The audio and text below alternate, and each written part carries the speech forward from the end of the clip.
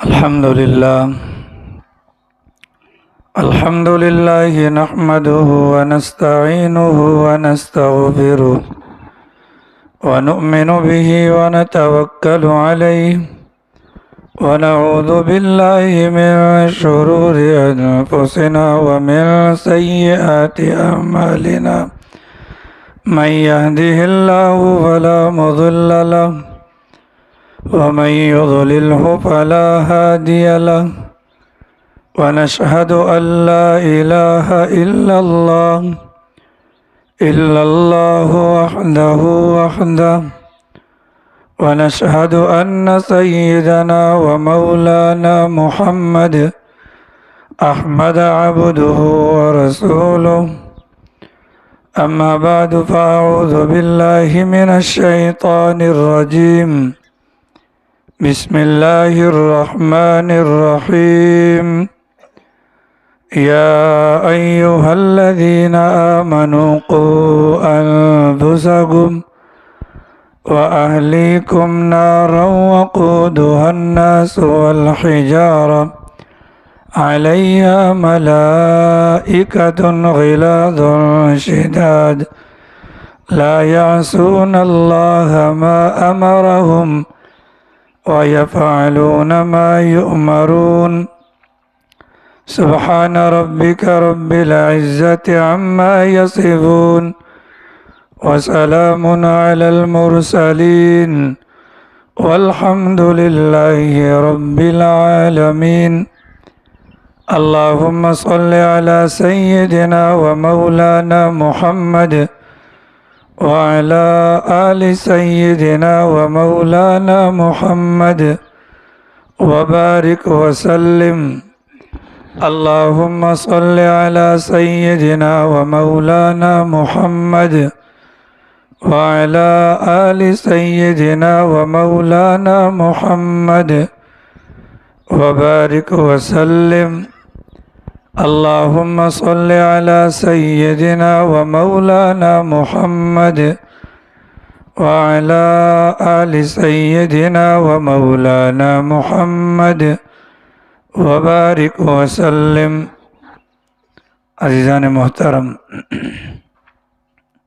واجب الاحترام معزز سامعین کرام، بزرگان دین، گزشتہ جمعہ آپ حضرات کے سامنے یا ایھا الذین آمنوا آمنوا باللہ ورسولہ، اے ایمان والو اللہ اور اس کے رسول پر ایمان لے کر آؤ۔ اس مبارک آیت کے مفہوم کے حوالے سے، خلاصے کے حوالے سے کچھ باتیں بیان ہوئی تھیں، جن کا لب لباب اور خلاصہ یہ تھا کہ زبان سے اقرار کرنے والوں دل سے اللہ اور اس کے رسول پر ایمان قبول کر لو، اور اس کے ضمن میں آپ کے سامنے یہ بات ہوئی تھی، ایمان نام ہے زبان سے اقرار، دل سے اس کی تصدیق اور اپنے اعضاء سے اعمال وغیرہ کرنے کا۔ اے ایمان والو، جو زبان سے اقرار کر رہے ہو، اپنے دل سے بھی ایمانیات کی تصدیق کر لو، اور دل کے اندر ایمان موجود ہے یا نہیں اس کا پتہ انسان کے اعمال سے چلے گا۔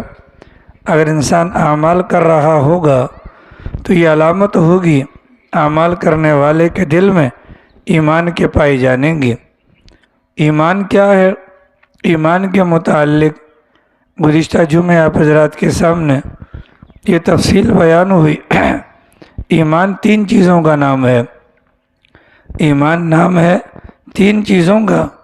ان میں سے پہلی چیز آتی ہے اقرار باللسان، کہ زبان کے ذریعے سے انسان اللہ تعالیٰ کی وحدانیت کا اقرار کر لے، اور دوسرے نمبر پر آتا ہے تصدیق بالجنان، کہ زبان کی نوک پر جن کلمات کی اقرار کے متعلق انسان کا دعویٰ ہے تو دل سے انسان اس بات کی تصدیق کرنے والا ہو۔ اور تیسرا نمبر آتا ہے ایمان کا، کہ انسان کے بدن سے نکلنے والے اعمال وہ ایمانیات والے ہوں۔ اگر یہ تین کام ہوں گے تو بندہ ایمان والا ہوگا، اور اگر ان 3 کاموں میں سے کوئی ایک کام بھی اگر اوپر نیچے ہوگا اس بندے کا ایمان قابل قبول نہیں ہوگا۔ اتنی بات گزشتہ جمعے آپ حضرات کے سامنے بیان ہو چکی ہے، اور آج جو خطبے کے اندر آپ حضرات کے سامنے آیت مبارکہ کی تلاوت ہوئی، یہ 28ویں سپارے کے اندر سورۃ التحریم نام کی ایک مبارک سورت ہے، اور اس مبارک سورت کے اندر یہ مبارک آیت موجود ہے۔ اس مبارک آیت کے اندر بھی اللہ تعالیٰ نے ایمان والوں کو مخاطب کیا، یا ایھا الذین آمنو، اے وہ لوگو جو ایمان لائے ہو۔ گزشتہ جمعے میں بھی یہ بات ہوئی، اے وہ لوگو جو ایمان لائے ہو، اور آج کی یہ جو آیت تلاوت ہوئی ہے اس کے اندر بھی اللہ تعالیٰ فرماتے ہیں، اے وہ لوگو جو ایمان لائے ہو، علیکم انفسکم، کہ یا ایھا الذین آمنوا علیکم انفسکم، کہ تمہاری ذمہ داری ہے اپنے آپ کو بھی، واہلیکم، اور اپنے گھر والوں کو بھی بچانا ہے، نارن، ایسی آگ سے، وقودھا الناس والحجارہ، کہ جس آگ کا ایندھن اللہ نے انسانوں کو بنایا ہے اور جس آگ کا ایندھن اللہ نے فرشتوں کو بنایا ہے۔ اے ایمان والو، علیکم انفسکم، اپنی خیر مناؤ اور اپنے گھر والوں کی خیر مناؤ۔ اپنی خیر اور اپنے گھر والوں کی خیر کس چیز سے منانی ہے؟ آگ سے منانی ہے۔ وہ آگ کہ جو دنیاوی آگ کی طرح آگ نہیں ہے، کہ دنیاوی آگ تو وہ ہے کہ جس کو لکڑیوں سے جلایا جاتا ہے، جس کو کوئلوں سے جلایا جاتا ہے، تو جو لکڑیوں سے چیز جلے یا جو کوئلے سے چیز جلے، اس چیز کے متعلق انسان کے دماغ میں ہوتا ہے کہ اگر ہم اس کے اوپر مٹی ڈال دیں تو آگ بجھ جائے گی، اگر ہم پانی کا چھڑکاؤ کر دیں آگ بجھ جائے گی، اگر آگ کم ہے، اگر اس کے اوپر کوئی بھاری بھرکم چیز ڈال دیں آگ بجھ جائے گی۔ اللہ تعالیٰ نے وضاحت کی کہ جس آگ کے متعلق بتلایا جا رہا ہے وہ لکڑیوں سے جلنے والی نہیں، وقودھا الناس والحجارہ، اس آگ کو جو اللہ نے جلایا ہے، اس آگ کو جو اللہ نے دہکایا ہے، اس آگ کو جو اللہ نے بھڑکایا ہے، بطور ایندھن کے اللہ تعالیٰ نے اس آگ کے اندر انسانوں کو اور پتھروں کو استعمال کیا ہے۔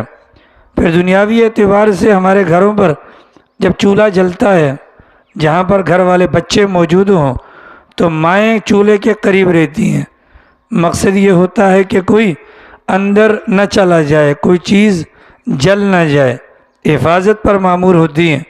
لیکن وہاں والی آگ جس کے متعلق بتلایا گیا، اس کے متعلق فرمایا گیا کہ علیہا ملائکۃ غلاظ، کہ اس آگ کی نگرانی پر اللہ نے جو فرشتے بٹھا رکھے ہیں وہ فرشتے ایسے ہیں جو مزاج کے اعتبار سے بڑے سخت ہیں۔ مزاج کے اعتبار سے سخت ہونے کا مطلب 2 مطلب ہیں۔ اللہ نے ان کو طاقت دی ہے بہت زیادہ، وہ جس بندے کو اٹھا کر ڈالنا چاہیں گے ان کی پہنچ سے، یہ پکڑ سے بندہ باہر نہیں نکل پائے گا۔ اور مزاج کے سخت ہیں، ان کے دل کے اندر کسی انسان کے متعلق رحم وغیرہ موجود نہیں ہے کہ وہ کسی انسان کے رونے دھونے پر ان کو آگ کے اندر ڈالنا موقوف کر دے۔ لا یعصون اللہ ما امرہم، اور ان فرشتوں کی صفت یہ ہے ان کو اللہ جس بات کا حکم دیتے ہیں وہ کام وہ کر جاتے ہیں، اس کام کے اندر وہ نافرمانی نہیں کرتے۔ یہ جو مبارک آیت ہے، اس مبارک آیت کی بنیاد پر ہمارے بڑے اس طرف گئے ہیں۔ ہر گھر کے بڑے کی ذمہ داری ہے اپنے گھر والوں کی دینیات کی فکر کرنا، اس لیے کہ اللہ تعالیٰ نے ہر بندے کو مخاطب کیا جو ایمان والا ہوگا۔ یا ایھا الذین آمنوا علیکم انفسکم، اپنی جان کی خیر مناؤ، واہلیکم، اور اپنے گھر والوں کی جان کی خیر مناؤ۔ اس دنیا کے اندر اللہ تعالیٰ نے انسان کے لیے یہ اولاد کا سلسلہ جاری کیا، یہ بیویوں کا سلسلہ جاری کیا، یہ والدین کا سلسلہ جاری کیا، اور ان کو اللہ تعالیٰ نے ان کے گھر والے کہا۔ وَأَهْلِيكُمْ نَارًا، اپنی بھی خیر منانی ہے اور اپنے گھر والوں کی بھی خیر منانی ہے۔ اب یہ جو خیر منانی ہے یہ خیر کیسے منائی جائے گی؟ تو خیر منانے کا مطلب دنیاوی اعتبار سے تو نہیں ہے، خیر منانے کا مطلب آخرت کے اعتبار سے ہوگا، کیونکہ دنیاوی اعتبار سے اگر ہوتا تو دنیاوی آگ کے اوپر فرشتے مامور نہیں ہیں، دنیاوی آگ کے اندر انسانوں کو اور پتھروں کو نہیں جلایا جاتا۔ تو یقینی اعتبار سے اللہ کی ذات بتلانا یہی چاہتی ہے، آخرت کے اندر جو آگ ہے اس آگ کے متعلق بتلایا جا رہا ہے۔ اس مبارک آیت کے تفسیر کے اندر ایک بہت بڑے عالم دین ہیں جن کا نام ہے علامہ سیوطی صاحب رحمہ اللہ۔ ان کا نام کیا ہے؟ علامہ سیوطی صاحب رحمہ اللہ، ایک بہت بڑے عالم دین ہے۔ اس مبارک آیت کے ضمن میں حضرت والا نے کچھ باتیں بیان کی ہیں، آج انشاءاللہ وہی باتیں آپ حضرات کے سامنے بیان کرنے کا ارادہ ہے۔ قرآن کریم کے 16ویں سپارے کے اندر اللہ تعالیٰ نے سورہ مریم کے اندر بیان فرمایا وَإِن مِّنكُمْ إِلَّا وَارِدُهَا، یہ قیامت کے حالات ہیں، ان حالات کو اللہ بیان فرما رہے ہیں۔ بحیثیت مسلمان یہ ہمارے عقائد میں شامل ہے، اللہ نے جنت کو بھی پیدا کر دیا ہے اور اللہ نے جہنم کو بھی پیدا کر دیا ہے، جنت بھی موجود ہے اور جہنم بھی موجود ہے۔ جنت کے اندر ناز و نعم کی تمام تر چیزیں اللہ نے ذخیرہ کر رکھی ہیں، اور جہنم کے اندر اللہ تعالیٰ کی طرف سے پکڑ کے سزاؤں کے، ناراضگی کے تمام تر اسباب کو جمع کر رکھا ہے۔ ہمارے پیغمبر نے ہمیں بتلایا، اللہ نے قرآن میں بتلایا، پیغمبر خود جا کر دیکھ کر آئے اور آنے کے بعد ہمیں بتلا دیا۔ تو ہمارا ایمان ہے کہ جنت بھی حق ہے اور جہنم بھی حق ہے، اور یہ بھی ہمارا ایمان ہے کہ جنت بھی بنی ہوئی ہے اور دوزخ بھی بنی ہوئی ہے۔ اس بارے میں ہمیں شک نہیں کرنا چاہیے کہ جنت اللہ بعد میں بنائیں گے یا دوزخ اللہ بعد میں بنائیں گے، نہیں، اللہ نے پہلے جنت کو بنایا، اللہ نے پھر جہنم کو بنایا، پھر جنت کو بنانے کے بعد اس کے اندر ناز و نعم والی چیزوں کو ذخیرہ کیا، اس کے بعد جہنم کو بنایا، جہنم کے اندر طرح طرح کی تکلیف دہ چیزوں کو ذخیرہ کیا، پھر جبرائیل امین کو بھجوایا کہ جائیے جنت کو دیکھ کر آئیے۔ تو جنت کو حضرت جبرائیل دیکھ کر آئے تو واپس آ کر اللہ تعالیٰ کے سامنے کارگزاری بیان کرتے ہوئے فرمایا خداوند قدوس، جو کچھ تو نے جنت میں رکھا ہے ان چیزوں کے بارے میں جو بندہ سنے گا تو ان چیزوں کو لیے بغیر رہ نہیں پائے گا۔ اور جہنم کے متعلق کہا خدایا جو کچھ تو نے اس کے اندر رکھا ہے مجھے تو نہیں لگتا کہ کسی بندے کو پتہ چلے اور اس کے باوجود بھی اس جگہ پر جانے کے لیے تیار ہو۔ اس کے بعد اللہ تعالیٰ نے جنت کو تکلیفوں سے ڈھانپ دیا اور جہنم کو اللہ تعالیٰ نے خوشیوں کے ساتھ یعنی لذات کے ساتھ ڈھانپ دیا۔ اب جبرائیل امین کو بھجوایا گیا تو جبرائیل امین نے جب جنت کے اوپر تکالیف کے پردے کو دیکھا تو جبرائیل امین نے کہا خدایا اب تو مجھے نہیں لگتا کہ کوئی ایک بندہ بھی جنت میں جائے گا، اور جہنم کے اندر لذات، شہوات، خواہشات کے پردے کو دیکھ کر فرمایا کہ مجھے لگتا ہے کہ ساری انسانیت جہنم کے اندر جائے گی۔ تو جنت اور جہنم کے متعلق ہمارا یہ نظریہ ہے۔ عام طور پر سر سید احمد خان اور اس جیسے جو چند لوگ تھے اگرچہ اپنے آپ کو مسلمان کہتے تھے، پر انہوں نے جنت کا اور جہنم کا انکار کیا۔ انہوں نے اللہ کے نبی کی معراج کا بھی انکار کیا۔ وہ جنت کے متعلق کہتے ہیں جنت خوشی کا نام ہے، جہنم کے متعلق کہتے ہیں جہنم ناراضگی کا نام ہے، کہ جو بندہ اللہ میاں کے پاس جائے گا اگر اللہ میاں اس سے خوش ہوں گے تو گویا کہ یہ جنت میں چلا گیا، اگر اللہ میاں ناراض ہوں گے تو گویا کہ جہنم میں چلا گیا۔ اہل سنت والجماعت کا متفقہ عقیدہ ہے کہ جنت بھی موجود ہے اور جہنم بھی موجود ہے، یہ پہلے سے پیدا شدہ ہے، اور ہمارا ایمان ہے کہ مرنے کے بعد جو روحیں ہیں یا تو جنت میں جاتی ہیں اور یا پھر دوزخ کے اندر پہنچا دی جاتی ہیں۔ تو قرآن کریم کے اندر اللہ تعالیٰ فرماتے ہیں وَإِن مِّنكُمْ إِلَّا وَارِدُهَا کہ تم میں سے ہر بندے کو پل صراط پر سے گزرنا ہوگا۔ یہ پل صراط کیا چیز ہے جی؟ رسول اکرم صلی اللہ علیہ وسلم کی روایات کے اندر ہمیں اس کی تفصیلات ملتی ہیں۔ پل صراط کیا ہے؟ در حقیقت یہ جنت کا راستہ ہے۔ ایک بندہ جنت میں جانے کے لیے دعا کرتا ہے تو جنت کا جو راستہ اللہ نے متعین کیا ہے وہ پل صراط کو بنایا ہے۔ جو بندہ جنت میں جانا چاہے گا اس بندے کو پل صراط پر سے گزرنا پڑے گا۔ جیسا کہ کوئی بندہ یہ چاہے کہ میری اللہ میاں سے ملاقات ہو جائے، اس بندے کو مرنا پڑے گا۔ مرے بغیر وہ اللہ میاں سے ملاقات نہیں کر سکتا۔ کوئی بندہ یہ چاہے کہ مجھے اللہ میاں کی زیارت ہو جائے، اس کو مرنا پڑے گا۔ مرے بغیر اللہ میاں کی زیارت نہیں ہو سکتی ہے۔ اسی طریقے سے کوئی بندہ یہ چاہے کہ میں جنت میں چلا جاؤں تو جنت میں جانے کے لیے پل صراط کے علاوہ اور کوئی راستہ موجود نہیں ہے۔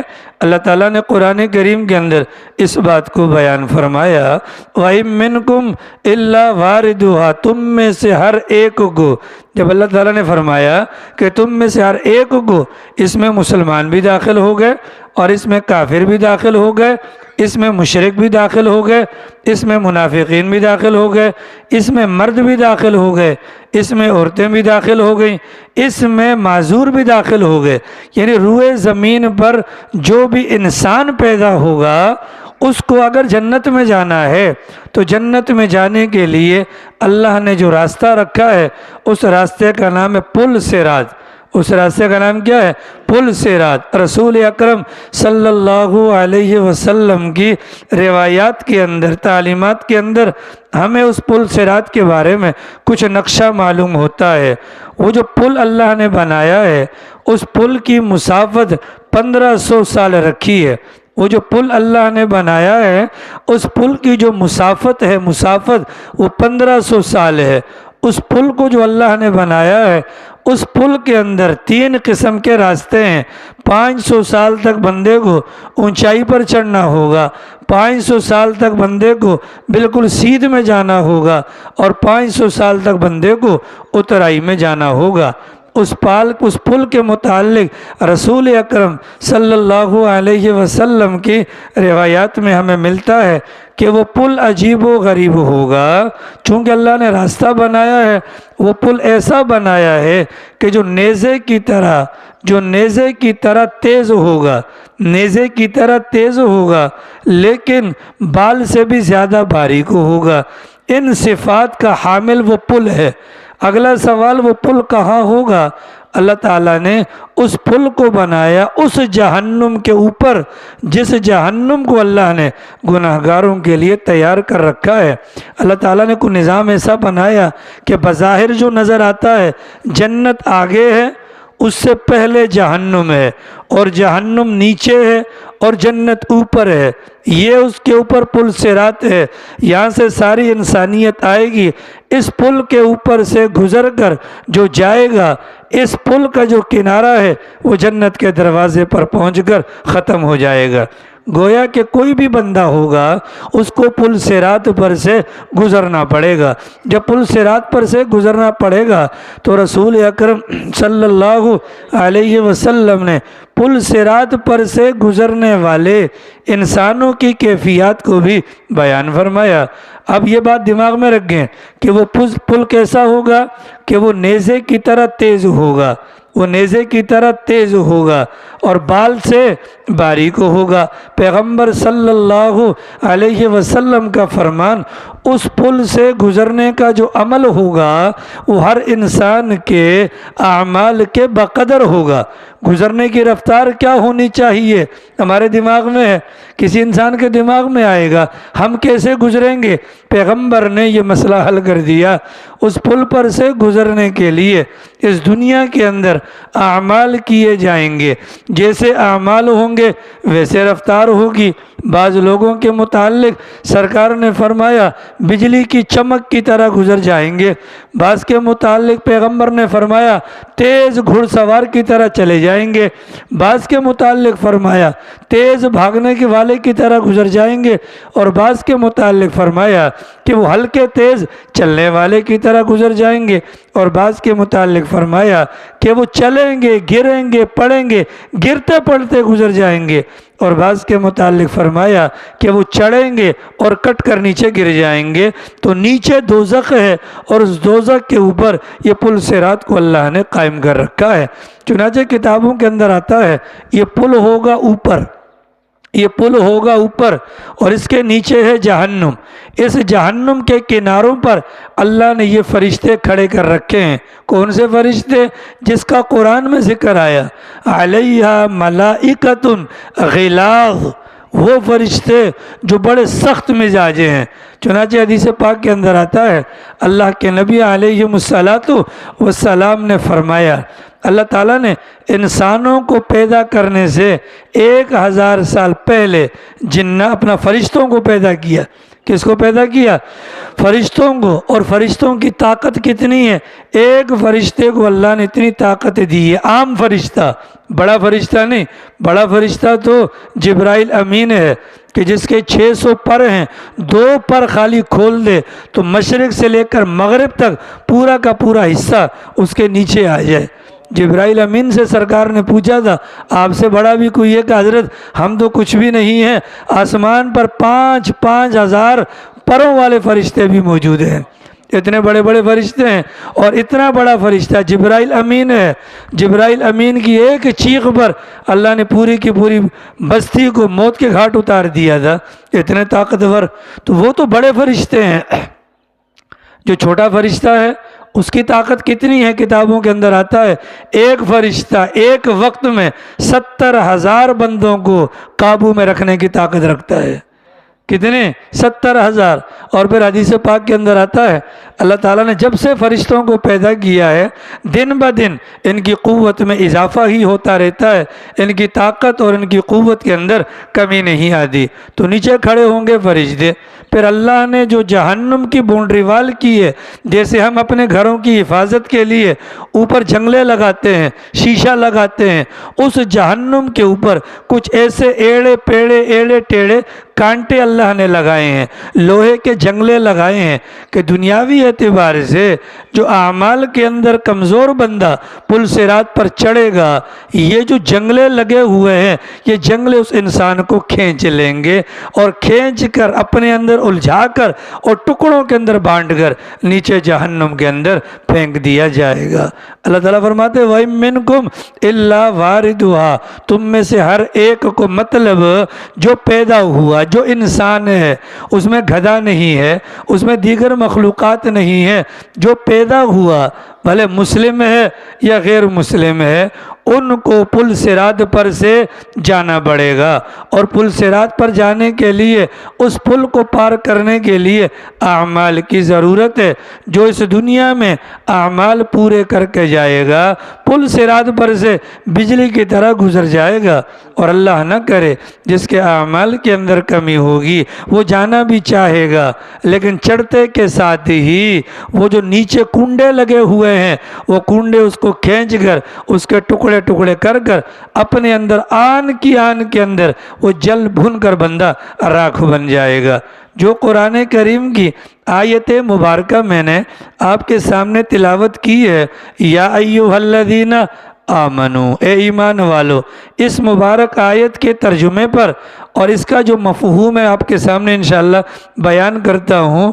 آپ تمام احباب سے گزارش ہے کہ اس مفہوم پر اگر توجہ دیں گے انشاءاللہ ہماری اصلاح ہو جائے گی، ہماری زندگی بہتر ہو جائے گی، پل صراط پر سے گزرنا ہمارے لیے آسان ہو جائے گا۔ کیونکہ جب رب نے کہہ دیا کہ جانا ہے تو جانا ہے، اس کے علاوہ تو کوئی چارہ کار نہیں۔ تو جب جانا ہے تو جانے کے لیے کون سا طریقہ کار کہ یار ہم کامیاب ہو جائیں، ہم کامیاب ہو جائیں۔ ہمارے گھر کی چھری دیکھ لیں، وہ پھر بھی موٹی ہوتی ہے، اتنی تیز نہیں ہوتی، بال سے وہ زیادہ موٹی ہے۔ اگر نیچے کو چھریاں رکھے اور ہمیں کہے کہ یہاں سے گزر کر جانا ہے، بھلے ہم لنگڑا کر چلیں یا بالکل آہستہ آہستہ بھی چلیں، تب بھی ہمارے پاؤں کٹ جائیں گے اور ہم منہ کے بل گر جائیں گے۔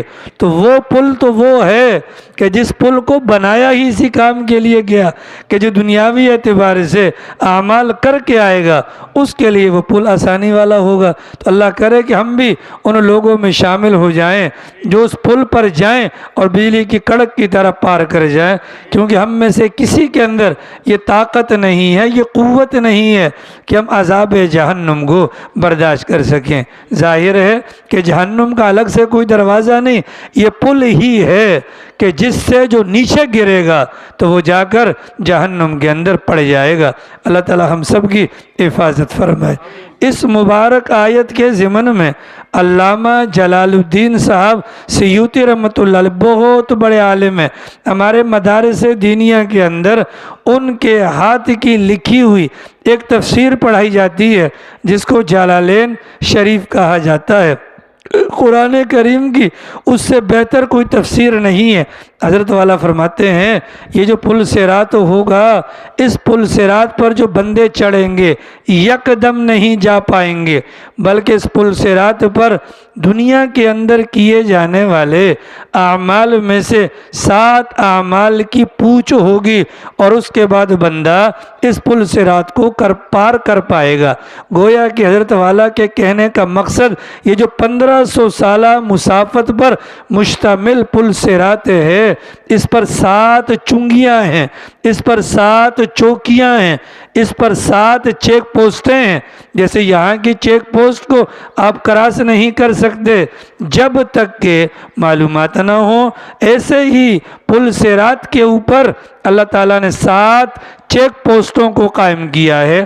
ان 7 چیک پوسٹوں پر انسانوں سے ان کے دنیا کے اندر کیے جانے والے 7 اعمال کے بارے میں پوچھ ہوگی۔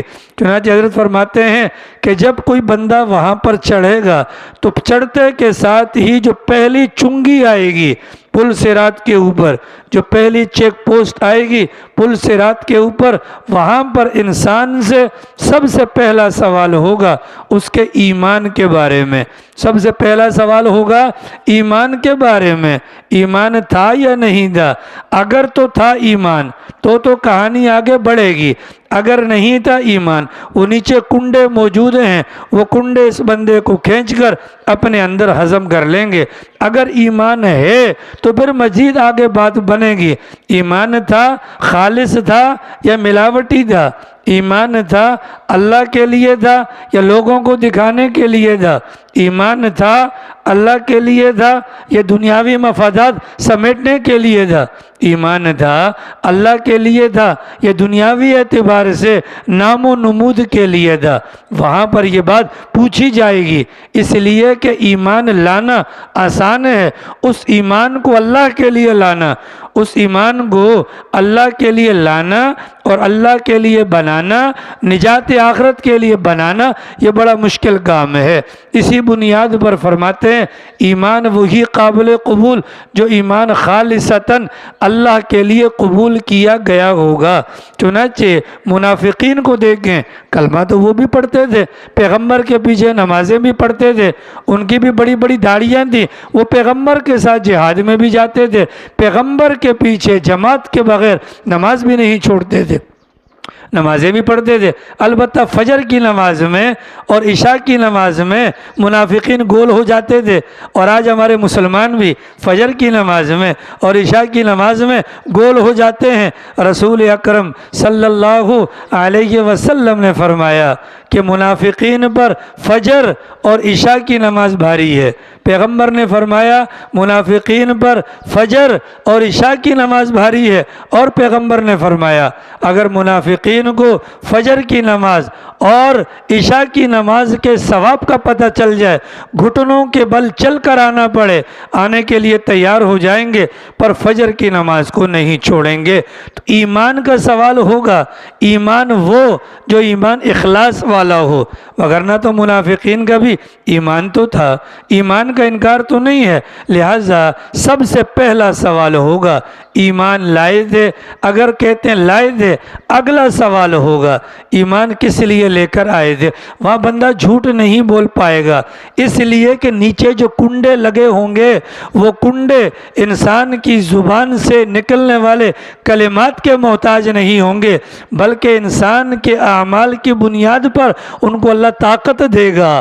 اگر بندہ جھوٹ بول رہا ہوگا فرشتوں کے ساتھ گفتگو کے دوران ہی یہ نیچے سے آ کر اس کو پکڑ کر جہنم کے اندر پھینک دے گا. تو وہاں پر ایمان کا پہلا سوال، ایمان لائے تھے جی لائے تھے، ایمان خالص تھا جی خالص تھا. اگر غلط بیانی ہوگی تو نتیجہ وہ نیچے کھینچ لیا جائے گا. اب دنیا اب ہمارے زمانے کے اندر آپ دیکھیں قادیانی بھی تو کلمہ پڑھتے ہیں لا الہ الا اللہ محمد الرسول اللہ، لیکن ان کا کلمہ اخلاص کی بنیاد پر نہیں، ان کا کلمہ اللہ کے لیے نہیں، ان کا کلمہ مرزا قادیانی کی نبوت کو ماننے کے لیے ہے. تو کلمہ وہ بھی پڑھتے ہیں، کلمہ ہم بھی پڑھتے ہیں. ہمارے اور ان کے کلمے میں فرق کیا ہے؟ ہمارا کلمہ لا الہ الا اللہ محمد الرسول اللہ سے مراد وہ محمد ہیں جو مکہ میں پیدا ہوئے تھے، وہ محمد ہیں جو مکہ میں رہائش پذیر تھے، وہ محمد ہیں کہ جن پر مکہ مکرمہ میں اللہ نے نبوت نازل فرمائی تھی، وہ محمد ہیں جنہوں نے مدینہ کی طرف ہجرت کی تھی، وہ محمد ہیں جن پر اللہ نے قرآن اتارا تھا، اور وہ محمد ہیں جن کا روضہ مدینہ منورہ کے اندر موجود ہے. لیکن قادیانی جب محمد کہتے ہیں اس سے مراد کیا ہوتا ہے؟ مرزا قادیانی. تو پہلی پوسٹ پر پہلی جگہ پر جو سوال ہوگا وہ ایمان کے بارے میں ہوگا.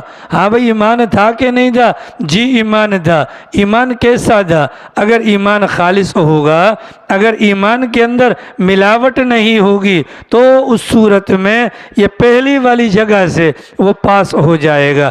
اللہ نہ کرے اگر فیل ہو گیا تو بھی نیچے، اور اگر کچھ نہ کچھ نمبرات کم آ گئے تو بھی نیچے جانا پڑے گا. اب اگلا سوال یہ ہے کہ وہاں پر جو ایمان مطلوب ہے وہ کون سا ایمان ہے؟ اللہ قرآن میں فرماتے ہیں فَإِنْ آمَنُوا بِمِثْلِ مَا آمَنْتُمْ بِهِ فَقَدِ اهْتَدَوْا. جو ایمان وہاں پر پل صراط سے نیچے گرنے سے بچائے گا وہ ایمان ہے جو ابوبکر صدیق سے لے کر آخری صحابی تک کے دل کے اندر ایمان موجود ہے. اگر تو وہ ایمان ہوگا تو ایمان بھی ہوگا، خالص بھی ہوگا اور مکمل بھی ہوگا. اور اگر ایمان ہے الحمدللہ، خالص ہیں الحمدللہ، لیکن اس درجے کا ایمان نہیں ہے تو یقینی اعتبار سے ہمیں اس کمی کو پورا کرنے کے لیے جہنم کے اندر دھکیلا جائے گا. تو جو بندہ پہلی سیڑھی پر ایمان کے متعلق جواب سے اگلوں کو مطمئن کرے گا دروازہ کھلے گا، جائیے پھر آگے کی جانب. اور جب بندہ اگلی طرف کو قدم بڑھائے گا، چونکہ ایمان کی کامیابی کا سرٹیفکیٹ اس کو مل چکا، تو ایمان کے بعد اگلا جو مرحلہ آئے گا وہ نماز کے بارے میں آئے گا. چونکہ ایمان قبول کر لینے کے بعد انسان پر جو سب سے پہلا حکم لاگو ہوتا ہے وہ نماز کے بارے میں ہے. تو وہاں پر جاتے کے ساتھ ہی سوال ہوگا جی چندہ پیچھے والے معاملات میں آپ مسلمان شامل کر دیے گئے، یہ بتلائیے اسلام قبول کرنے کے بعد سب سے بڑا حکم تھا نماز. چندہ آپ نماز پڑھتے تھے؟ حضرت فرمائیں گے جی پڑھتا تھا. صحیح پڑھتے تھے یا غلط پڑھتے تھے؟ پوری پڑھتے تھے، آدھی پڑھتے تھے، روز پڑھتے تھے، کبھی کبھی پڑھتے تھے؟ ساری پڑھی تھیں یا کچھ پڑھی تھیں؟ ساری چھوڑی تھیں یا کچھ پڑھی تھیں؟ اس بارے میں وہاں پر بھی پوچھ ہوگی. آج اب دیکھیں الحمدللہ میں بھی مسلمان ہوں، الحمدللہ الحمدللہ میں بھی مسلمان ہوں، اور میری بیوی بھی مسلمان ہے، اور میرے بچے بھی مسلمان ہیں. ٹھیک ہے، تو پل صراط پر میری بیوی کو بھی جانا ہوگا، میرے بچوں کو بھی جانا ہوگا. جب وہاں پر جائیں گے ایمان والے مرحلے میں اگر وہ کامیاب ہو گئے، نماز والے معاملے میں آئیں گے تو وہاں پر پوچھا جائے گا، وہاں پر پوچھا جائے گا جی حضرت آپ نماز پڑھتے تھے؟ تو یہ کہیں گے جی حضرت میں پاکستان میں میری فجر نہیں ہوتی تھی، میں مکہ مکہ مدینہ میں پڑھتا تھا، میں کیا کرتا تھا؟ مکہ مدینہ میں پڑھتا تھا۔ تو وہاں پر مکہ مدینہ جنت کے اندر ہے، تو فرشتے کہیں گے کہ آپ کے لیے اوپر سے نہیں نیچے سے راستہ جاتا ہے، جائیے یہاں پر پڑھ کر آ جائیے۔ ٹھیک ہے، ہماری اولاد مسلمان ہے نا بھائی، نماز کے بارے میں سوال ہوگا۔ اب یہاں سے لے کر یہاں تک دل پر ہاتھ رکھ کر بتاؤ، آج ہماری بیویوں نے فجر کی نماز پڑھی؟ بولو ہاں، جن کی بیویوں نے پڑھی الحمدللہ، جن کی نہیں پڑھی انا للہ۔ ہماری اولاد نے فجر کی نماز پڑھی، جنہوں نے پڑھی الحمدللہ، نہیں پڑھی تو انا للہ۔ تو پہلا سوال ہوگا، دوسرا سوال ہوگا نماز کے بارے میں، جی نمازیں پڑھتا تھا۔ اچھا جی نمازیں پڑھتے تھے تو نمازیں پوری پڑھتے تھے چندہ یا کچھ نہ کچھ ڈنڈیاں مارتے تھے؟ اگر پوری پڑھتے تھے تو پھر دیکھا جائے گا نماز سنت کے مطابق پڑھتے تھے یا وہ جو ماں کی گود میں سیکھ لیا تھا۔ اگر سنت کے مطابق پڑھتے تھے تب کہیں جا کر اس کو پاس ملے گا، ٹھیک ہے آپ آگے جا سکتے ہیں۔ اب میں اور اب ان تینوں چیزوں پر پورا اترتے ہیں۔ اولا نماز نہیں پڑھتے، نماز پڑھ لیتے ہیں مکمل نہیں پڑھتے۔ اگر مکمل نمازوں کی پابندی کرتے ہیں تو نمازیں ہماری سنت کے مطابق نہیں ہوتی۔ تو وہاں پر فرشتوں کو مطمئن کرنے کے لیے یہ تینوں کام ضروری ہے۔ نماز ہو تو پوری کی پوری ہو، نماز ہو تو مطلب یہ نہیں کہ ظہر پڑھ لی، جمعہ پڑھ لیا، ہاں یا مغرب کی نماز پڑھ لی، عشاء میں کہاں تھے؟ اصل میں سیاسی آج کل وہ ہو رہا ہے، ذرا میں میٹنگ میں تھا، ٹھیک ہے جی۔ فرشتے نہیں مانیں گے، کیونکہ وہاں پر نہ تو میاں صاحب کے نعرے لگیں گے، نہ وہاں پر بھٹو زندہ ہے، نہ وہاں پر صاف چلی شفاف چلی، وہاں پر کچھ بھی نہیں ہوگا۔ وہاں پر کیا ہو؟ نماز ہوگی چندہ، تو نے نماز پڑھی تھی؟ اگر پڑھی تھی جی پڑھی تھی، اچھا کیسی پڑھی تھی بتا؟ اچھا جو پڑھی تھی وہ سنت کے مطابق تھی یا باپ دادا کے رواج کے مطابق؟ اگر باپ دادا کے رواج کے مطابق تو باپ دادا بھی جہنم میں ہیں، تو بھی چلا جا ان کے ساتھ۔ ہم نے تو سنت کو دیکھنا ہے، فرشتوں نے کس کو دیکھنا ہے؟ سنت کو دیکھنا ہے۔ ہم نے کلمہ پڑھا ہے لا الہ الا اللہ محمد الرسول اللہ، اس کلمے کے متعلق ہمارا دعویٰ ہے یہ سکہ رائج الوقت ہے، یہ سکہ رائج الوقت ہے، یہ سکہ چلے گا۔ اللہ نے فرشتوں کو یہ بات بتلا دی ہے، چنانچہ حدیث پاک کے اندر آتا ہے جنت کے دروازے بند ہوں گے، جنت کے دروازے بند ہوں گے، ہمارے پیغمبر جنت کے دروازے پر جا کر دستک دیں گے، فرشتے پوچھیں گے کون؟ ہمارے پیغمبر کہیں گے محمد بن عبداللہ۔ تو فرشتے کہیں گے جی جی بالکل، ہمیں کہا گیا تھا جب محمد آئیں ان کے لیے دروازہ کھولنا ہے۔ یہ باتیں فرشتوں کو بتلا دی گئی ہیں کہ جو نماز محمد الرسول اللہ کے طریقے کے مطابق ہوگی اس نماز پر کامیابی کا سرٹیفکیٹ دینا، وگرنہ ان کو آگے مت جانے دینا۔ اللہ تعالی ہمیں سمجھ عطا فرمائے۔ ہماری بیویاں نماز نہیں پڑھتی، ہمارے بچے نماز نہیں پڑھتے، اور اس کے باوجود اگر اللہ نہ کرے ابھی ہمارے بچے کے ہاتھ پر سگریٹ پیتے ہوئے، سگریٹ بھی تو پیتے ہیں بہت سارے نا، سگریٹ پیتے ہوئے اگر انگارہ لگ جائے، تیلی لگ جائے، اللہ اللہ جل گیا برنول لگائیے، کٹ گیا برنول لگائیے، وہاں پر کیا کریں گے؟ جس کے بارے میں کنفرم ہے اگر نماز نہیں پڑھو گے تو نیچے جانا پڑے گا۔ میں وہاں پر بیٹھ کر چیختا رہوں اللہ نہ کرے کہ میرا بیٹا جہنم میں جل رہا ہے، کوئی فائدہ نہیں ہوگا۔ حضرت نوح کا واقعہ، وقت کا پیغمبر ہے، 950 سال دعوت کے میدان میں لگائے، اتنی قربانیاں دی ہیں کہ ظالم پتھر مارتے تھے، حضرت نوح علیہ السلام پتھروں کے بوجھ تلے دب کر نیچے سے نکل نہیں سکتے تھے، جبرائیل کو آنا پڑتا تھا، جبرائیل پتھر ہٹاتے تھے، حضرت نوح علیہ السلام آزاد ہوتے تھے۔ کتنا بڑا پیغمبر ہے، لیکن جب آ گئی اللہ کی پکڑنا، بیٹا چڑھ گیا سامنے پہاڑ پر، بیٹا چڑھ گیا پہاڑ پر اور ابا کہنے لگا بیٹا آ جا، خدا کے لیے آ جا، بیٹھ جا اس کشتی میں، تو بیٹا بھی ہماری طرح تھا، کہنے لگا میں پہاڑ پہ چڑھ گیا ہوں اور آج تک کبھی پانی پہاڑ پہ چڑھتے ہوئے نظر نہیں آیا، کچھ بھی نہیں ہوگا۔ اب باپ سمجھا رہا ہے اور بیٹا نخرے کر رہا ہے۔ اللہ قرآن میں فرماتے ہیں وَحَالَ بَيْنَهُمَا الْمَوْجُ فَكَانَ مِنَ الْمُغْرَقِينَ، ان دونوں کی بات چیت کے درمیان ایک لہر آئی، ایسی خطرناک لہر کہ باپ کو اللہ نے بچا لیا اور بیٹے کو اللہ نے غرق کروا دیا۔ تو یہ تو دنیا کا معاملہ ہے، اور اس میں تو مر گیا، چلو گیا، سوال یہ ہے ہم اپنی آنکھوں کے سامنے اپنی اولاد کو، اپنی بیویوں کو جہنم میں کٹ کٹ کٹ کر گرتا ہوا دیکھیں گے، دل پر کیا گزرے گی؟ اللہ نے پہلے سے کہا علیکم، اپنی خیر مناؤ، واہلیکم، اپنے گھر والوں کی خیر مناؤ۔ تو پہلی چنگی پر ایمان کا سوال، دوسری چنگی پر نماز کا سوال۔ اگر یہاں سے بھی الحمدللہ ابو بکر صدیق والا ایمان لے کر اور ان جیسی عبادات لے کر اگر آگے کو نکل گیا تو تیسرا سوال ہوگا اس بندے سے روزوں کے متعلق۔ اللہ تعالی ہم سب کو رمضان نصیب فرمائے۔ تو رمضان کے جو روزے ہیں، روزوں کے بارے میں سوال ہوگا تو ہم لیاری والے سارے کھڑے ہو جائیں گے، روزے رکھے تھے ہم چوڑے ہو جائیں گے۔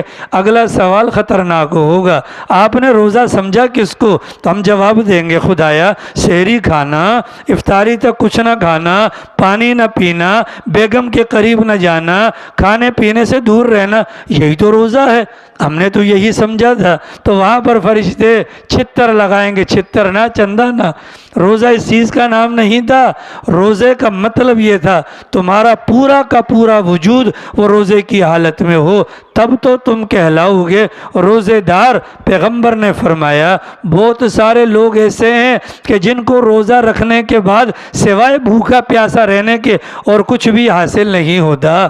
وجہ کیا ہے؟ بھئی روزہ رکھ لیا پیٹ کا کہ منہ کے ذریعے سے اندر کچھ نہیں داخل کرتا، لیکن اسی منہ کے ذریعے سے غیبت تو کرتا ہے، جھوٹ تو بولتا ہے، غلط باتیں سنتا ہے، غلط باتیں سناتا ہے، غلط باتیں سوچتا ہے، غلط چیزوں کی طرف ہاتھ اٹھاتا ہے، غلط چیزوں کی طرف اپنے پاؤں کو چلاتا ہے۔ یہ روزہ نہیں ہے۔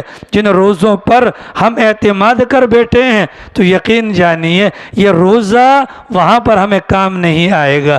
یہ تو خالی ہم گنتی پوری کر رہے ہیں، یہ تو خالی ہم گنتی پوری کر رہے ہیں۔ اس مجمع کے اندر کوئی ایک مائی کا لال ہاتھ کھڑا کر کے بتلائے کہ میں نے روزہ رکھا اور میں نے غیبت نہیں کی، میں نے روزہ رکھا ہو میں نے بد نظری نہ کی ہو، میں نے روزہ رکھا ہو میں نے دماغ کے اندر پائی جانے والی سوچ کا غلط استعمال نہ کیا ہو، کوئی نہیں نظر آئے گا۔ پیغمبر نے 1400 سال پہلے ہمارے روزوں کی عکس بندی ہمارے سامنے بیان فرمائی کہ روزے دار ہوں گے لیکن ان کو بھوکا پیاسا رہنے کے سوا کچھ بھی نہیں ملے گا۔ آ رہی سمجھ میں؟ تو پہلے درجے پر کیا ہوگا؟ ایمان کا سوال، اگر پاس ہو گئے دوسرے درجے پر سوال ہوگا نماز کا، اگر مکمل نکل آئی تیسرے درجے پر سوال ہوگا روزے کے بعد۔ روزہ پورا ہونا چاہیے۔ پورا ہونے کا مطلب کیا ہے؟ جب ہم نے روزہ رکھا تو آنکھ کا بھی روزہ ہو، کان کا بھی روزہ ہو، دل کا بھی روزہ ہو، دماغ کا بھی روزہ ہو، ہاتھ کا بھی روزہ ہو، پاؤں کا بھی روزہ ہو، پورے وجود کا روزہ ہوگا۔ تو پھر یہ ہے وہ روزہ کہ جس روزے کے اختتام پر اللہ تعالیٰ اس روزہ دینے والے سے اتنا خوش ہوتے ہیں کہ روزے کے اجر کو اللہ نے اتنا بڑھا دیا کہ میرا دل کرتا ہے میں اپنا آپ اس روزے دار کے حوالے کر دوں۔ آ رہی سمجھ شریفہ میں جی؟ تو روزہ ہوگا تو وہ روزہ ہوگا، پھر اس روزے دار کے منہ کی خوشبو بدبو اللہ کو مشک سے زیادہ بہتر لگتی ہے جو روزہ ان تمام تر لوازمات کے ساتھ ہو۔ وگرنہ یہ جو روزے ہم رکھتے ہیں ان روزوں پر دنیاوی اعتبار سے ہماری گردن بچ جائے گی، ہمیں کوئی کافر نہیں کہے گا، لیکن کیا فائدہ ایسے روزوں کا جو ہمیں پل صراط بھی پار نہ کروا سکے۔ اگر یہاں سے پاس ہو گئے، اللہ ہم سب کو پاس کروا دے، اگر پاس ہو گئے اگلے قدم پر اگلی چیک پوسٹ پر ہم سے جو سوال ہوگا وہ زکوٰۃ کے بارے میں ہوگا۔ اب زکوٰۃ کے بارے میں ہاں جناب والا آپ زکوٰۃ دیتے تھے؟ اگر ہم کہیں جی بالکل دیتے تھے، پھر اگلا سوال ہوگا پوری پوری دیتے تھے؟ ہم کہیں گے پوری پوری دیتے تھے۔ پھر تیسرا سوال ہوگا جہاں پر زکوٰۃ لگتی تھی وہیں پر دی تھی یا وہاں پر بھی کچھ نہ کچھ مس انڈرسٹینڈنگ ہو گئی تھی؟ اگر وہاں پر بھی کچھ دال میں کالا ہوا تو یہ چیز بھی ہمارے لیے وبال جان بن جائے گی۔ الحمدللہ ہم زکوٰۃ دیتے ہیں، انکار نہیں، البتہ اس کے بعد والی دو خرابیاں پوری پوری نہ دینا، پائی پائی کی نہ دینا، یہ چیز بھی ہمیں ہلاکت میں ڈالنے کا سبب بنے گی۔ اور نمبر 3 جو ہمارے لیے پریشان کن ہے کہ جہاں پر ہم خرچ کرتے ہیں، آپ نے دیکھا ہوگا مساجد کے اندر آ جاتے ہیں چندہ مانگنے والے، اور ہمارے لوگ زکوٰۃ کی نیت سے اٹھا کر مال ان کی جھولی میں ڈال دیتے ہیں۔ بہت سارے لوگ ہیں وہ آ جاتے ہیں مانگنے کے لیے، ہم اپنی زکوٰۃ ان کو دیتے ہیں۔ کیا ہم نے کبھی ان سے پوچھا جناب والا قرآن کریم نے 8 مصارف بیان کیے زکوٰۃ کے بارے میں، کیا آپ اس کسی مصرف پر پورا اترتے ہیں؟ اب کس بنیاد پر ان کو زکوٰۃ دی جاتی ہے؟ اب میں ساری زندگی خوش ہوتا رہوں، میں تو سالانہ زکوٰۃ ادا کرتا ہوں، لیکن قیامت والے دن آ کر پتہ چلے گا جب وہاں پر کہ نہیں چندہ آپ اپنے دل کو خوش کرتے تھے، آپ نے کوئی زکوٰۃ ادا نہیں کی، پھر کیا ہوگا جی؟ تو جس مال کی زکوٰۃ ادا نہ ہو، یوم یحمیٰ علیہا فی نار جہنم فتکویٰ بہا جباہہم وجنوبہم وظہورہم، وہ خزانے کو لوہے کے اندر تبدیل کیا جائے گا، اس کو جہنم کی آگ میں تپایا جائے گا، منہ پر مارا جائے گا اور پیٹھ کے اوپر مارا جائے گا، اور کہا جائے گا ھذا ما کنزتم لانفسکم، یہ ہے تمہارا وہ مال جس کو تم بینکوں کے اندر اپنے پاس ذخیرہ کرتے، فذوقوا، چکھو اس کا مزہ۔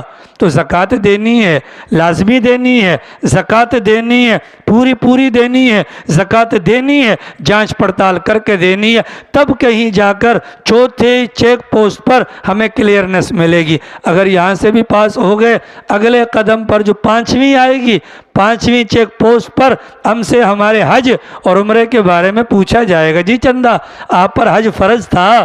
آپ جی حضرت فرض تھا، حج کیا تھا؟ جی حضرت کیا تھا۔ حج کیا تھا؟ کیسے کیا تھا؟ یہاں پر ہماری نانی مر جائے گی، اس لیے کہ آپ نے دیکھا ہوگا ہمارے علاقے کے اندر بھی بہت سارے حجاج کرام ہیں، تو جناب والا یہ تو وہ حج ہے جس کے متعلق پیغمبر نے آج سے 1400 سال پہلے فرمایا تھا، ایک وقت آئے گا کہ میری امت تفریح کے لیے حج کرنے کے لیے جائے گی، علماء جائیں گے شہرت کے لیے کہ پتہ چلے جی فلاں حاجی صاحب ہر سال جاتے ہیں، غرباء جائیں گے بھیک مانگنے کے لیے، اور تجارت پیشہ لوگ جائیں گے تجارت کرنے کے لیے۔ اب یہ ہمارا جو حج ہے یا ہمارا جو عمرہ ہے، آیا یہ وہ والا ہے جس کو پیغمبر بیان کر رہے ہیں، یا وہ والا ہے جس کا ہمیں اللہ نے حکم دیا؟ اس کا پتہ کیسے چلے گا؟ تو جناب والا جو کعبۃ اللہ کو دیکھ کر آئے، اللہ کے نبی کے در کو دیکھ کر آئے، اللہ کے گھر کو دیکھ کر آئے، اگر اس کی زندگی میں حج کے بعد تبدیلی آتی ہے، الحمدللہ کہا جا سکتا ہے اس کا حج بھی مکمل ہے، اس کا عمرہ بھی مکمل ہے۔ لیکن اگر حج اور عمرہ کرنے کے بعد بھی زندگی میں چینج نہیں آیا، تو یاد رکھ لیجئے گا جب ہم سے حج اور عمرے کے بارے میں سوال ہوگا تو یہ چیک پوسٹ کراس کرنا ہمارے لیے مشکل ہو جائے گی۔ دائیں بائیں اپنے خاندان میں دیکھیے، نام میں تو اضافہ ہو گیا، ماشاءاللہ حاجی صاحب آ گئے، ماشاءاللہ حاجی صاحب آ گئے، حاجی صاحب کے معمولات کو تو دیکھو، کیا حاجی پرانا یا نیا؟ اب نئے حاجی اور پرانے حاجی میں فرق ہو، ہاں نئے حاجی اور پرانے حاجی میں اگر فرق ہے الحمدللہ، اور اگر فرق نہیں ہے تو انا للہ و انا الیہ راجعون۔ اگر حج بھی مکمل کر لیا تو حج کو مکمل کرنے کے بعد یہاں سے ملے گا سرٹیفکیٹ، اور پھر اگلے قدم پر ہم سے سوال ہوگا کون سا؟ وضو کے بارے میں اور غسل کے بارے میں۔ جی جناب آپ تو ماشاءاللہ مسلمان تھے، نماز بھی آپ پڑھ کے آئے ہیں، زکوٰۃ بھی دیتے رہے ہیں ماشاءاللہ، آپ نے حج بھی کیا ہے، چندہ ذرا یہ تو بتلاؤ وضو کیسے کرتے تھے اور غسل کیسے کرتے تھے؟ یہ کیوں کہا گیا؟ اس لیے کہ نماز پڑھنا یہ ایک عبادت ہے۔ یہ کیا ہے؟ عبادت ہے۔ دین کے تمام کام عبادت ہیں، اور عبادت کے لیے پاکی ہونا یہ ضروری ہے۔ تو وضو اور غسل یہ بنیاد ہے، یہ چابی ہے۔ جیسا کہ نماز ہے تو نماز کی چابی اللہ نے وضو کو بنایا۔ پوچھا جائے گا وضو کرتے تھے؟ کیسے کرتے تھے؟ اللہ نہ کرے اگر فرشتوں نے پوچھ لیا وضو کے فرائض کتنے ہیں تو ہم آگے سے کیا کریں؟ ہم آگے سے کیا جواب دیں گے؟ ہی بس ہماری عادت ہے نا، ٹھیک ہے، تو وضو کے کتنے فرائض ہیں؟ 4 فرائض ہیں بھیا۔ ممکن ہے پوچھ لیا جائے تو ہمیں دماغ میں فگر تو ہو کہ 4 چیزیں فرض ہیں، وہ مکی مسجد میں ایک بندہ بیان کر کے بتا رہا تھا۔ کون کون سے فرض ہیں جناب؟ کون کون سے فرض ہیں؟ تو وہاں پر بتا دیجئے گا، مطلب بتانا پڑے گا، دیجئے گا والا چکر نہیں، دیجئے تو اختیار ہے، وہاں پر تو بتانا ہے، کیونکہ اگر نہیں بتائیں گے تو نیچے خچر جتنے بچھو ہمیں ویلکم کرنے کے لیے کھڑے ہوں گے۔ آ رہی سمجھ میں؟ کون کون سے فرائض ہیں تو درس کی مجلس میں آئیے گا، انشاءاللہ پتہ چل جائے گا۔ اور غسل کے بارے میں پوچھیں گے، جی حضرت ماشاءاللہ آپ انسان تھے، مسلمان بھی تھے، نمازی بھی تھے، چندہ 15 سال کے بعد آپ بالغ ہو گئے تھے، بالغ ہونے کے بعد آپ پر غسل جنابت بھی ہوا ہوگا۔ سوال یہ ہے غسل جنابت کیسے کرتے تھے؟ اچھا وہ غسل کا طریقہ تو بتلا دو۔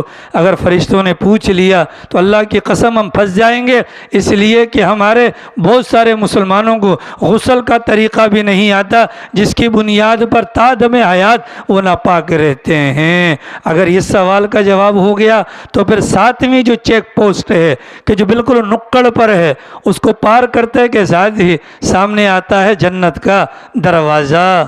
فرمایا کہ 7ویں چیک پوسٹ پر اس سے جو سوال ہوگا، علامہ سیوطی رحمۃ اللہ علیہ فرماتے ہیں اس جگہ پر آ کر سارے نمازی بھی پھنس جائیں گے، سارے غازی بھی پھنس جائیں گے، سارے روزے دار بھی پھنس جائیں گے۔ اس جگہ آ کر پوچھا جائے گا، اچھا جناب والا اب دنیا میں تشریف فرما ہوتے تھے، جہاں پر رہتے تھے، وہاں پر جن لوگوں کے ساتھ رہتے تھے، تم وہاں پر کیسے رہتے تھے؟ ان کا حق تو نہیں مارا؟ کسی کو گالی دی تھی؟ کسی کی غیبت کی تھی؟ کسی کا برا چاہا تھا؟ کسی کے بارے میں برا سوچا تھا؟ کسی پر غلط تنقید کی تھی؟ کسی کے بارے میں غلط نگاہ اٹھائی تھی؟ انگلی اٹھا کے بات کی تھی؟ حضرت فرماتے ہیں، ہمارے اکابر فرماتے ہیں یہ وہ مقام ہوگا، نمازی بھی مر جائے گا، روزے دار بھی مر جائے گا، زکوٰۃ والا بھی مر جائے گا، حج اور عمرے والا بھی پھنس جائے گا، وضو اور غسل والا بھی پھنس جائے گا۔ اتنے زیادہ باریک بینی سے یہاں پر جو پوچھ گچھ ہوگی وہ انتہائی خطرناک ہوگی۔ تو قرآن کریم کی جو آیت مبارکہ میں نے آپ کے سامنے تلاوت کی، اس آیت مبارکہ کے ضمن میں ہمیں یہ بتلایا گیا پل صراط کو پار کرنا ہے، 7 منازل پر منہ دینا ہے۔ جب 7 منازل پر منہ دینا ہے، ان 7 منازل پر جو ہم منہ دیں گے، منہ نکالنے کے لیے اعمال کا جواب دینا پڑے گا۔ اگر اعمال ہوں گے تو بچ جائیں گے، اور اگر اعمال نہیں ہوں گے تو اللہ کی پناہ ہم سارے کے سارے جہنم میں گھڑ جائیں گے۔ اب اللہ تعالیٰ کا کرم ہے، جب تک سانس ہے تب تک چانس ہے، اللہ نے ہمیں زندگی کے اندر بتلا دیا، اب ہم اپنے اعمال پر محنت کر لیں تو اللہ کی ذات سے امید ہے ہم بھی پل صراط پر سے بجلی کی کڑک کی طرح گزر جائیں گے۔ اللہ تعالیٰ تو